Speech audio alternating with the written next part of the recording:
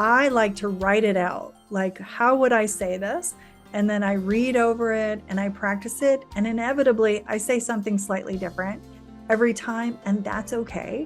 Because the other thing that we know as coaches is that we can sense the people's energy in the room, and we can trust our intuition to know there's something bubbling up here, right? I just feel inspired to say this next thing, and I didn't practice it. I didn't know I was going to say that, but allowing the space in your presentations to let that come through, because those are the magical moments. Those are the same moments that happen in our coaching, right? Where we're not. That was executive and leadership coach Kim Carpenter talking about some of the things that she does to create magic in her speaking engagements, which has multiplied her income, her reach, and her influence.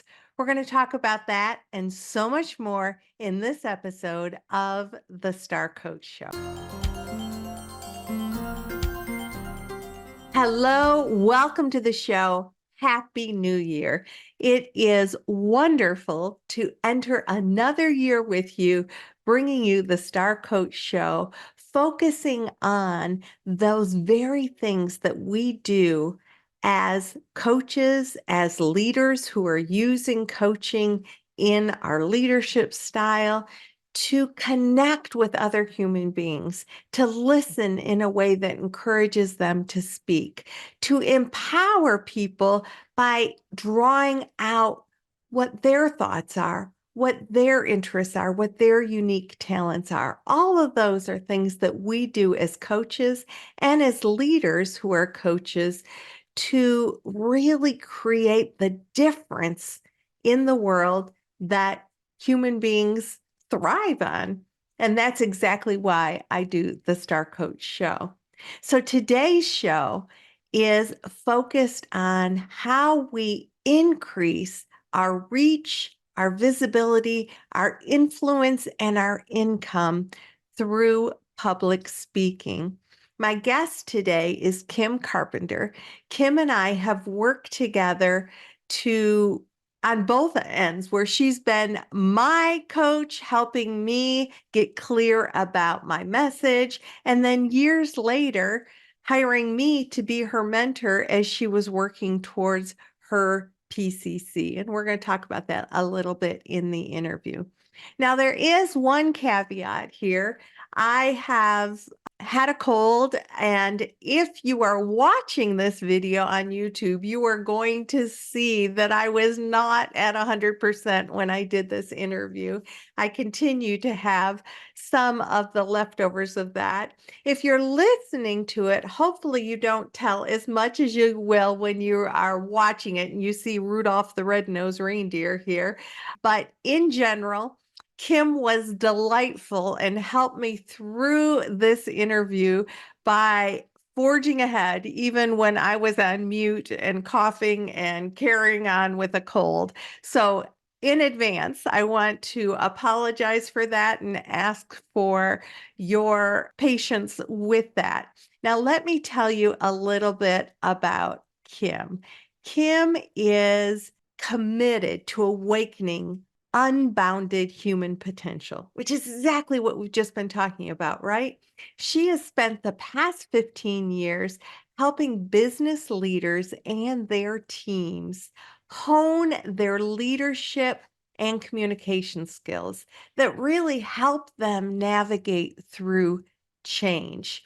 She is the founder and principal at People at the Center. It's a boutique consulting firm that helps organizations develop thriving company cultures that align leaders to honor the human being and to boost the bottom line. Those very important elements that are so aligned with what I believe in.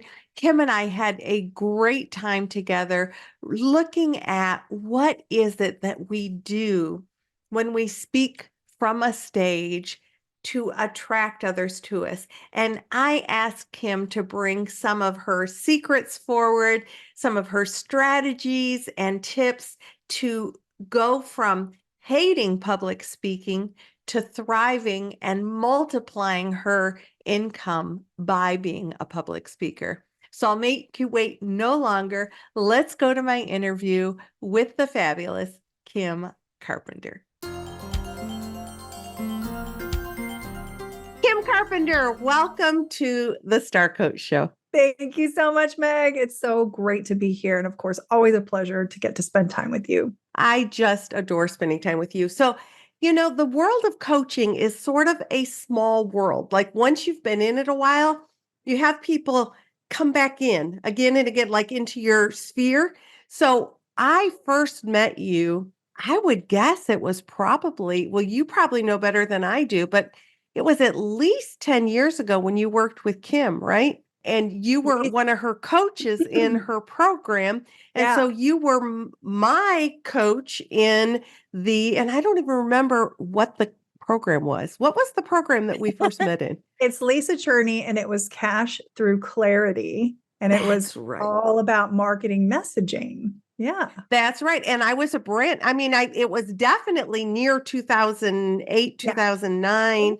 10 or maybe 11. Yeah, because I was new. I was still doing therapy and coaching, but I remembered you from them and I just loved working with you then. And then years go by and you reach out to me because you'd gotten my name from somebody for mentor coaching. Yes, exactly. And you actually instigated with me. You were like, I need mentor coaching now. And I had already started my last mentor coaching for the year. So I said to you, well, Kim, if we can rally enough coaches, we'll do a just-in-time mentor coaching. And we filled the whole freaking program. It was full.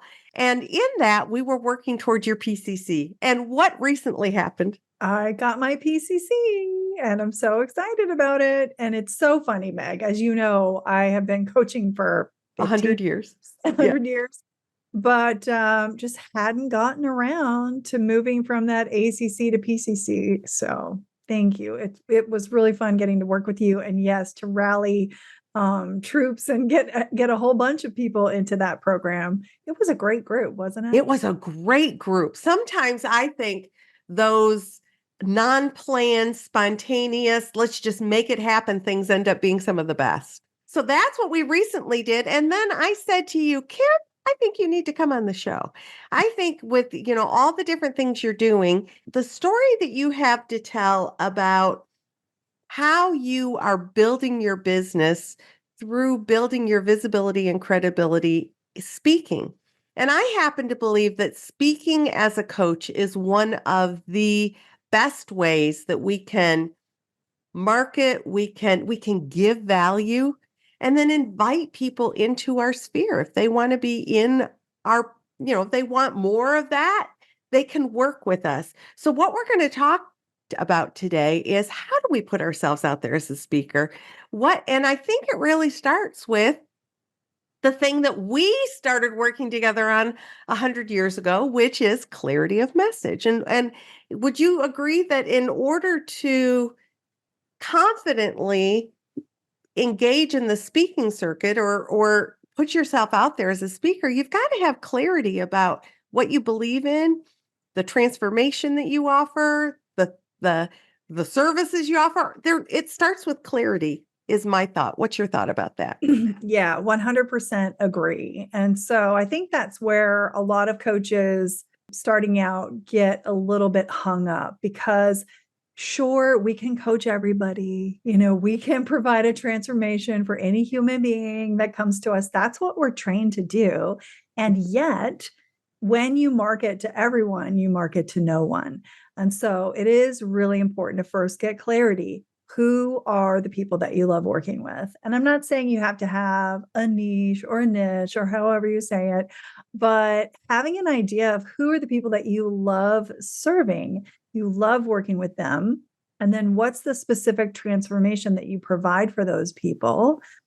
How do you do that? What does that look like? And what do they get at the end of that transformation? And then when you go to speak, look at how can you touch upon those specific points along that journey to create that transformation that you uniquely can create.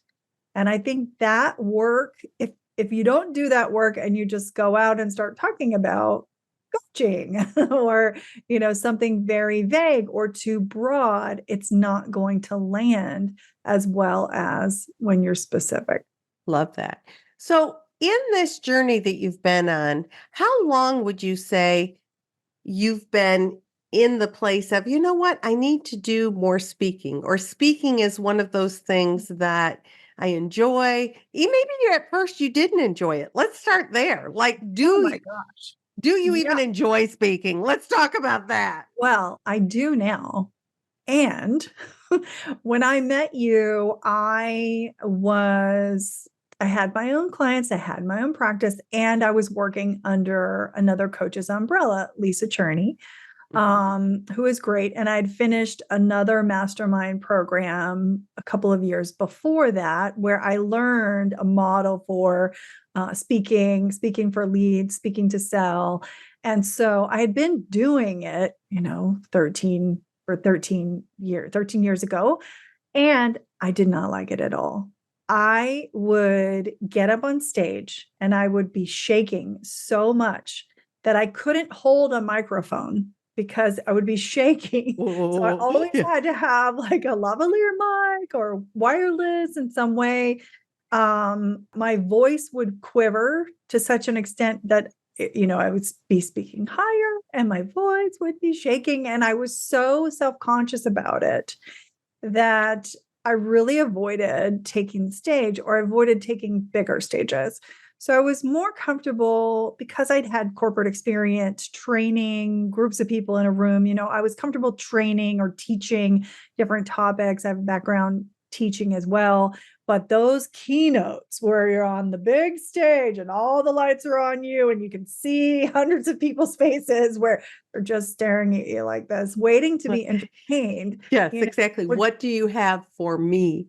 Yes, would just bring up all of my insecurities and that fight, flight, freeze, or appease response. And, thank goodness I'd have my slides because I'd forget what I was going to say next. So all of that is so normal. And the only way to get through it is to continue speaking and to continue doing it and to get support on becoming a great speaker, to get feedback from colleagues and friends or mentors, whoever you can in the audience. And I would also recommend, videotaping yourself as much as possible and watching, even though it's excruciating at first to watch yourself, but to really make a commitment to doing it. Because like you said, I believe that it's the number one way that coaches can attract clients that are meant to work for them, because people are going to feel your energy. They're going to have an experience of you giving to them, and they're going to immediately know you're the right coach for me or not the right coach for me. And both of those are very valuable bits of information. So good. So as you were talking, one of the things that struck me is the similarities between speaking and coaching. So I'll say to coaches that I'm teaching and training, the only way you're going to get more comfortable in the art of coaching is to actually coach. You've got to get out there. You've got to do it. The more people you coach, the more that muscle's going to grow. And doesn't it make sense that that exact same thing is the case for speaking? If we want to speak, we need to practice. So what are some of the exercises that you do or that you've done over the years to build that muscle, You talked about getting out there and doing it. You talked about videotaping yourself. What else have you done? Yeah, I think starting on video like this is very helpful because you can have notes, right? I'm looking at my screen. I can have my notes there and not reading my notes, but having them as a backup if I need a backup. Having my slides, I think getting comfortable with the technology is important too. So you can advance slides and, you've got the whole Zoom or whatever webinar platform you're using going on. I think that's really helpful as we start to just be able to articulate the ideas that we have. Also, in a webinar type of format, you can be getting real-time feedback, where that's different than if you're on a big stage. You can't really, I mean, you can have people raise their hand, but you don't actually want people yelling out questions and things like that. Right. So in a webinar format, you can say, type in the chat if what I'm saying resonates with you, or type your questions in the chat or in the Q&A, and you can have someone feeding you those questions. So I think that building the muscle by doing things virtually at first is really helpful. And then, well, and I would say, I don't want to interrupt you, but I would also say that we're in a period of time where that is a very real thing, because even though the world has opened up some, there are still some organizations that are preferring to do their big meetings virtually. So I guess what I want everybody to hear is, yes, you could create your own webinar, and you could certainly do that, and that's a great way to build the muscle. And you might have opportunities to do more kinds of speaking virtually than we would have 5-10 years ago. Yes, that's very true. And the technology is catching up. It's less glitchy, it's more reliable. And I think companies are getting comfortable with that. And also, so many companies are moving to fully remote or hybrid workforce environments. And so they just don't have people all sitting in the same office. And they don't necessarily want the expense to fly all those people to a particular destination. Right. Yeah. Okay, so that's a great first tip. Like, start virtually. You've got technology to help support you in that. Yes, exactly. And if you've got challenges around just being on video, make videos. Grab your phone, make some videos off. Now we have, like, you can have your phone and you can have a little tripod set up right on your desk, and you can position it in the perfect way, and just be recording yourself and then looking back at. I know when I first watched myself speaking on video, I'll probably look at this one too. It's like, oh, my mouth is a little crooked and my eyes are a little crooked. You're going to find all of these things, and nobody else notices those things. So just let that go. When I speak, like, I just caught myself saying, you'll catch yourself with the filler words. Just notice it. And the more you do it and practice it and look back at it and notice, okay, here's what I want to change. I want to look directly into the camera. I don't want to be seen reading my notes, going back and forth, back and forth. You'll see things that you don't normally see if you're just speaking. So that's another tip to get ready. We'll be back to my interview with Kim Carpenter right after this message. The new year is a wonderful time to take inventory of your own coaching skills. How long has it been since you've sharpened your saw of skills, leaned into the new competencies, and taken your coaching from transactional to transformational? Those are some of the things that we look at in the mentor coaching program. Kim was talking about going through one of my mentor coaching programs, how much she enjoyed it, how much we enjoyed working together as a group. And I invite you to explore the newest mentor program that is about to begin. So if you are ready to earn those all-important core competency continuing education credits, build additional skills around your coaching, and work with other amazing coaches to transform the coaching that you're doing, explore the mentor program at starcoachshow.com/mentor, starcoachshow.com/mentor. Our program begins in early January, so check it out. Now, let's get back to the show.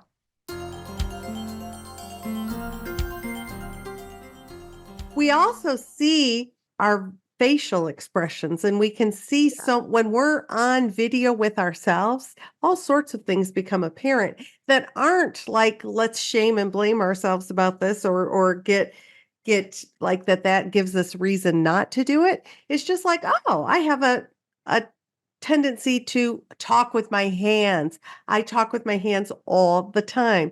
And sometimes it's very distracting. So I think to myself, okay, put your hands down, Meg. There's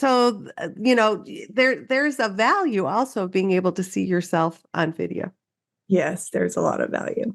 And then when you go to get more courageous with speaking on stages, the key here that I found is just practice, practice, practice. The thing that got my nerves to calm down, that, my hand used to shake, was just practicing. And so I practice with my husband. I make him listen to my talks. He gives me feedback. Now he's an educator, so he's a really great resource to use to get feedback. But what friends do you have? What other fellow coaches do you know that maybe you want to practice your talk and they want to practice their talk, and you agree to give each other feedback on those things? But when you know what you're going to say and it's in your bones, you've, as much as possible, got the notes down that you're going to speak to the slide, the more comfortable you're going to be up on stage. And the other thing that I really like to do, I like to write it out. Like, how would I say this? And then I read over it and I practice it. And inevitably, I say something slightly different every time. And that's okay. Because the other thing that we know as coaches is that we can sense the people's energy in the room, and we can trust our intuition to know there's something bubbling up here, right? I just feel inspired to say this next thing. And I didn't practice it. I didn't know I was going to say that, but allowing the space in your presentations to let that come through, because those are the magical moments. Those are the same moments that happen in our coaching, right? Where we're not trying to think of what's the next great question to ask this person. We're just moving where the conversation goes and allowing that magic to bubble up. So I wanted to bring that in. I love that. One of the things that you said in our pre-interview that I want to also share, because I think it's a great technique that people might be like, really? But what's the value of practicing in front of a mirror? Oh, yes, that is a great technique. I forgot we had talked about that. So when you speak into the mirror, you're going to see things that you've never seen before. And I don't want to say too much about it because I want you to just be open to the experience of doing it. But I speak to the mirror both practicing my talk. So I will, especially the beginning of the talk, the intro, and the ending of the talk are the two most important parts of the talk. The middle is, the middle. It's also where likely some of that spontaneity and the flow is going to be in the middle. In the beginning and at the end, you probably have sort of bookends that, or I know that I do when I speak, sort of, I'm going to be opening it a particular way and I'm going to be closing it a particular way. Yeah. You want to cause the transformation in this experience. So you want to initially grab people's attention, really get them leaning in, curious. And at the end, really drive them to take an action, whether that's to reach out to you, to opt in for something, to take something on for themselves, whatever that is. So those things are important. So I'll practice those in the mirror and I'll notice what I feel compelled to say and talk about. I'll also sometimes just talk to myself in the mirror, especially if I'm nervous about it. I'll say, I'm really nervous about this and I'm freaking out right now and I feel shaky and I don't know what I'm going to say. And I just let myself talk. This whole thing is mirror work, and it's really impactful for you to get to the heart of what's actually true. And that's all I want to say about it, because I think it's very easy to judge ourselves, be nervous, like it's going to bring up the stuff. Speaking is the number one fear. Okay, everyone. Fear of death is number two. Public speaking is number one. So let's just acknowledge that. Our brains. Let's just normalize it. Yeah. Yeah, And all the stories that we tell ourselves about what could happen and what will, it's like, yeah, but what else could be true? What else could be true? exactly. So love You that. won't Love that. likely die. You won't actually likely die on stage. Right. You Right. might feel like you're going to die, but yeah, it doesn't happen that often. How do you weave stories into what you're sharing? Stories are the most important part. We think that it's the information that we need to convey, the content. Actually, people want to be entertained.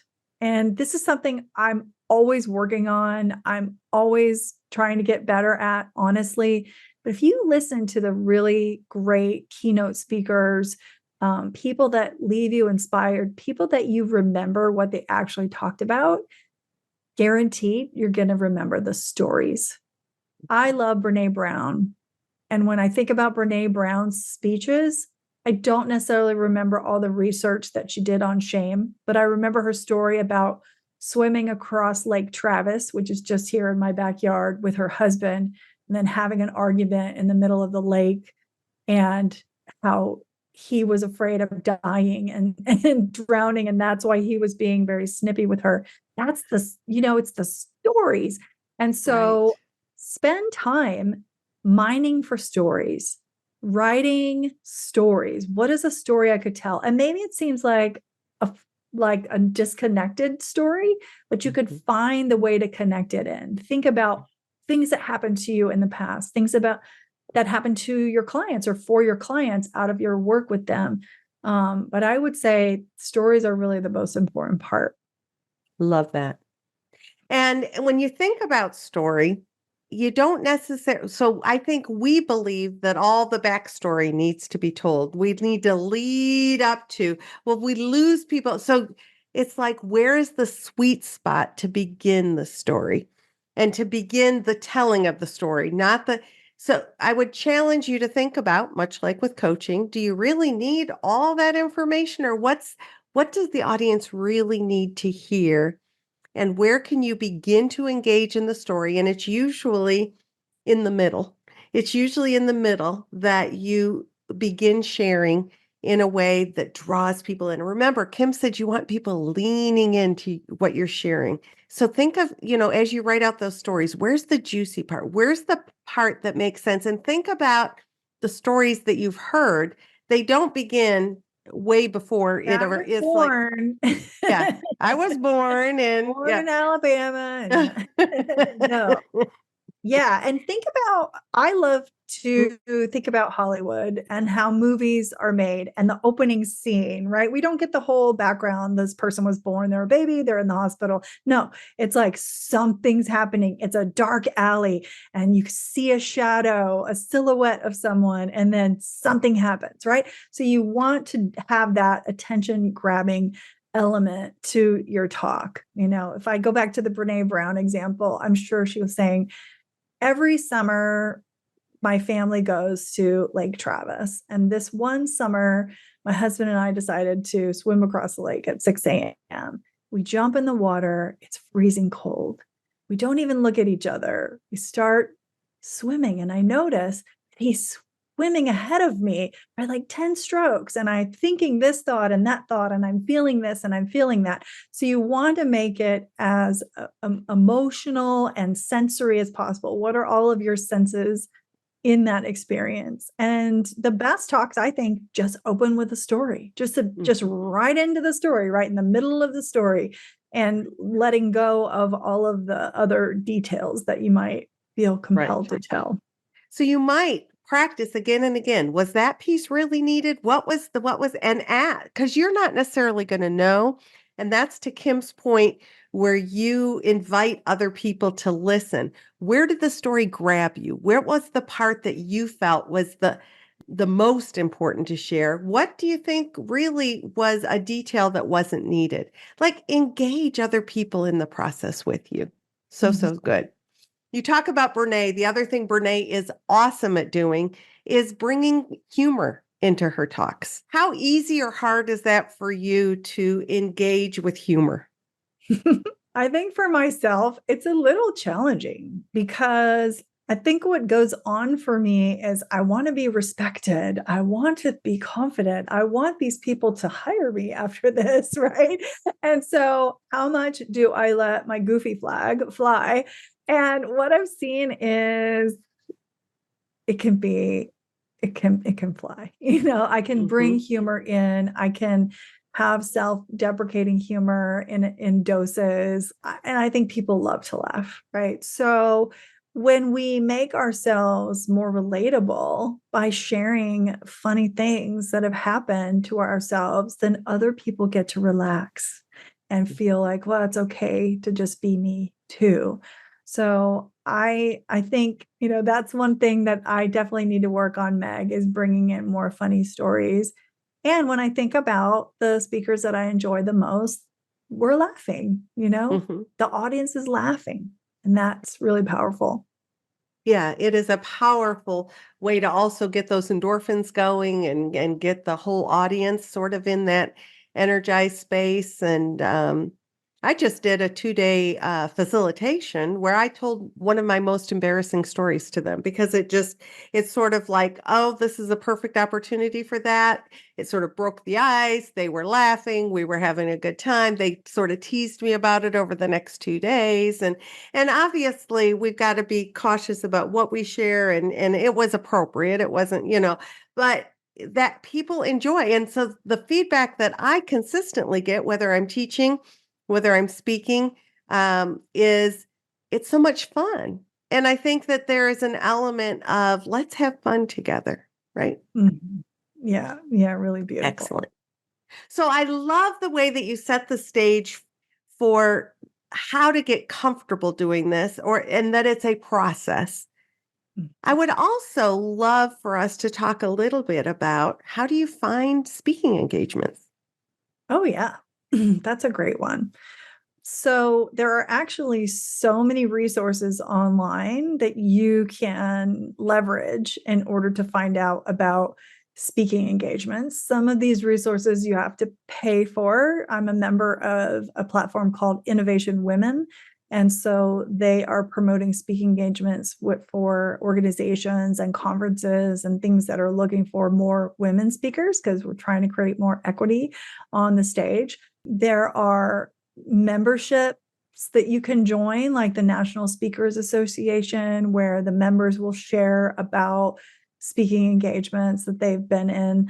I also just want to say that connecting with other speakers who are trying to do exactly what you want to do or who are doing it, who are being successful at it, is a really great resource. So anytime I'm speaking at a conference, I always connect with all of the other speakers and I talk about sharing information about places that are looking for speakers. Because if you think about it, especially if you're a keynote speaker for a conference one year, you're not going to get hired again the next year, right? They're always wanting a different keynote. Now, if you're a workshop leader or you're speaking in a breakout, then you'll probably get hired back.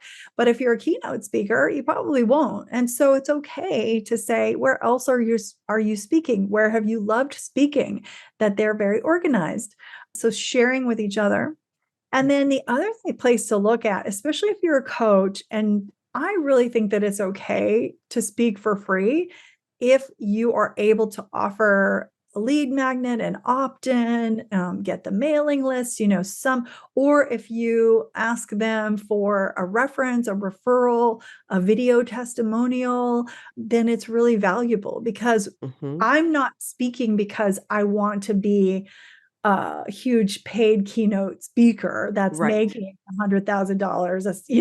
That's not my business model. My business model is I want to speak so people can feel if they resonate with me or not and want to hire me or not. And so it's okay for me to strategically speak at some places for free. So you can just look online for associations that have meetings every single month, and they're always looking for great dynamic speakers and Mhm. apply, reach out to the people who are running the events of those associations. And there are dozens in your city, I'm sure, if not hundreds in your state. Mhm. There's so many. And as we pointed out before, there are often virtual meetings these days. So even if it would be great if you could go and rub elbows and meet people. And it might very well be that they're looking for a virtual speaker so that even if it's somebody across the country, you can still engage, but ask, if I'm going to offer my time and offer my expertise, I'd love to offer something of value to your audience that they opt in for, or I'd love to be able to share a little bit about what I do and who I love working with, just as um, part of the experience of getting to know the audience and having the audience get to know me. So I think that speaking to sell or speaking around not necessarily getting a fee to speak, but that it's to build your credibility, attract people who want to work with you, you'll probably do more of that than speaking engagements, would be my guess. Yeah, I speaking for mean, lead. paid speaking Yeah. engagements. Ugh. Right. Yeah, for Yeah. sure. I think that, it depends on what your purpose for speaking is. And I think for most coaches, it's going to be, we love coaching, right? We don't want to just be up on stage speaking. So, how can you get leads, generate Mm-hmm. leads, get them onto your email list as much as possible so that you can continue to nurture that relationship with people? Yeah. So good. So good. So, Kim, part of what we talked about, and it's been a few minutes since we did our exploratory call, but we were going to talk about sort of the change since you have grown in your confidence and your number of speaking engagements. What have you seen as the direct results in your business? Oh, wow. Yeah. So currently, I have a team of people that work with me in my business, my marketing team and PR team, and they are charged with getting me booked on at least 3 stages a month.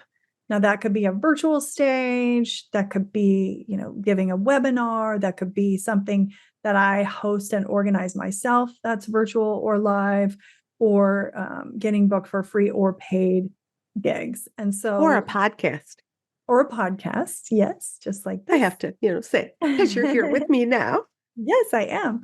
And so I feel that this has made a massive difference in my business. So if I look just back on last year, I got connected with SHRM, for HR Managers. I got connected with the Texas Leadership Board. I spoke to them, and then I was naturally invited to speak at a lot of different chapters around Texas. So there's 32 chapters. So that just opened up that possibility. Then I spoke at conferences. So sometimes these associations or organizations had conferences. Sometimes they pay their speakers, sometimes they don't. So always ask, is this a paid engagement? Is there any openness to paying? Could you cover my travel expenses? Could you cover my hotel costs if you're traveling for it, right? Always ask. They could just say no or yes. But out of that, in the last quarter of this year, I actually doubled my revenue. So the That is revenue, amazing. yeah, the revenue that I made in the first 3 quarters, I doubled that in the last 3 months of the year through speaking.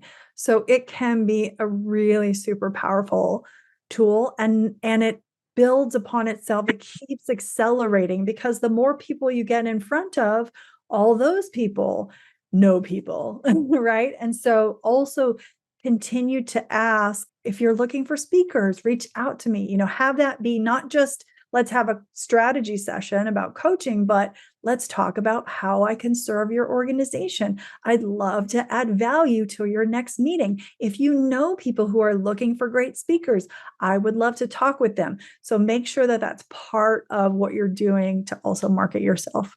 So, Kim, so many good tips. I'm wondering, you had mentioned early on, also, don't forget that they're speaking like through YouTube or through social media. And I think that that can be a great way to grab people's attention and maybe get on somebody's radar. So how do you use that if you're using that? Yes, I definitely am. Thanks for bringing that in, Meg. So, all of the social media channels have some aspect of video, and many of them are prioritizing video. I've heard a rumor that Facebook actually wants to be primarily a video platform, for example. So their algorithm is going to prioritize things that are video because people love flipping through those videos. You know, how popular is TikTok and Instagram, and we love watching those little videos. So you can think about making videos and either doing it live. So there's Facebook Live, there's LinkedIn Live, where you're doing an Instagram as well, Right. where you're doing a live segment, or you can pre-record things.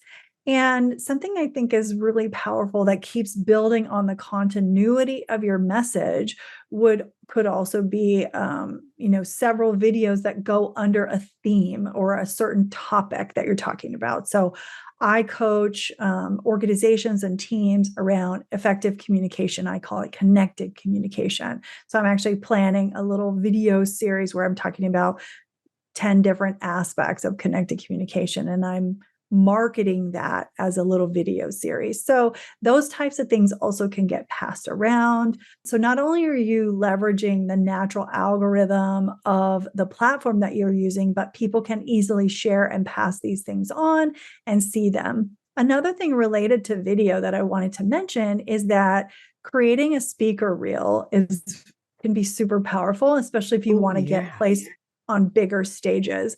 And so I had some speaking engagements. I wasn't allowed to bring a video team, unfortunately. So I was like, darn, what am I going to do? So I had a couple of talks that I had recorded, and then I hired a videographer. I recorded just some talking head segments where I was sharing about my message, and then I interspersed the videos in. It's always great to actually start with a video of yourself on the stage, because people who are event planners, they just want to see that. They want to see how are you doing on the stage.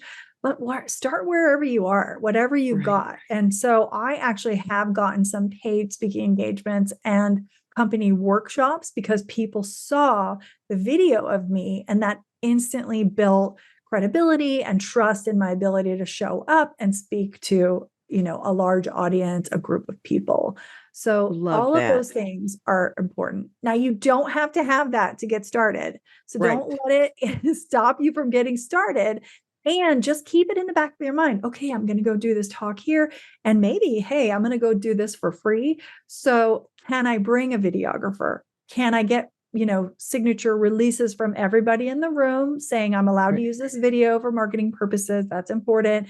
But how can I really leverage the opportunity to capture some marketing of my speaking engagement? So just some things to think about there. So good. And maybe a step before that, if you don't have a video reel yet, do a speaker page with a nice photo of you, some topics that you talk about, some of your bio information, some questions that people can ask you if you're doing a video, if you're doing an interview. But if you're doing speaking, it would be, here's some topics that I can cover, and here's some of my experience. And that can be a great way to capture people's attention and let them know about. So if I am an event planner and my speaker suddenly drops out and I've got one sheets from people that I can flip through real quick and reach out to, oh my goodness gracious, you're right there ahead of the game. That's right. And you need to be also, as a speaker, ready to speak like that. Like, can you come week? Can you come next week? And you want the answer to be yes. Whether you're collapsing your talk into a 20-minute segment, or you're getting to do an hour or a 90-minute, whatever that is, you want to be ready. You want to be able to say yes. So yes, with your speaker materials. And I just want to share, if you want to see mine as an example, the website is peopleatthecenter.com/speaking. And you can see I've got my photographs right there, because they always ask you for your bio, your photographs, your talk title, 3 learning outcomes from your talk or your workshop that you're leading. There's just standard information that every single engagement asks for. So you want to be ready to have that. And I love that. So if you're ready, and Kim can say, yes, go to peopleatthecenter/speaking, right? Mm-hmm. And boom, there it is. Is she prepared? Yes. So Does that mean that we never tweak our talk or do a specialized talk for somebody? No, we might do that. But what is your signature talk? What is the talk that if you were given an opportunity in a moment to bring forward what lights you up to talk about that you can have prepared, like Kim said, that could be reduced down to 20 minutes or expanded into 90 minutes? That's our challenge for you as we wrap up this interview today. Kim, so good. Anything that we've left on the table that you just want to kind of give as a last thought? Oh my goodness. I would say just get started. Just get started. Beautiful. I know that there are a lot of people that have these little challenges on Facebook and things of like a visibility challenge. So if that's your roadblock, just do it. You can post, you could decide every day for the next 10 days, I'm going to post a video online. There is something about doing it publicly. So it's not just a video for yourself, but it's a video that others can see. I think getting over that hurdle of being seen might be the most important thing. And I just want to share that I really had that very strongly. In fact, when I was doing my mentor coaching with Meg, I had a little meltdown in one of my sessions and said, oh, I didn't know that I was so nervous about haters or about getting negative comments on my posts or on my videos. And I was just avoiding doing anything publicly, and it was not serving me. So out of that breakdown, of course, we know comes a breakthrough, and Meg really facilitated that for me. Thank you. And Oh, absolutely. that was another big thing to led to that huge success in this last quarter of the year. Love it. Kim, you are one of my favorite people. You just bring such energy and focus with you, but just kind of in a great, fun way. And I appreciate you sharing with us your journey and the impact of the decisions that you've made, because I really think people need to hear that. So thank you. Oh, you're so welcome. And if you're listening, you've got this. You've totally got this. Totally. Thank you. So I hope that you have been taking notes and thinking about all the things that you can do to increase your influence in your income through speaking. I want to thank Kim Carpenter again for bringing her knowledge forward. If you want to connect with Kim, look at her media page. All those links are going to be in the show notes for this episode, starcoachshow.com/371, starcoachshow.com/371. My conversation with Kim continues in the Star Coach community, where we talk about some of the lessons she learned building her business. Next week, I'm going to go solo and talk about how we can effectively and responsibly use AI to build our business. So I'm excited to have you back. Be sure to come back next week as we explore that.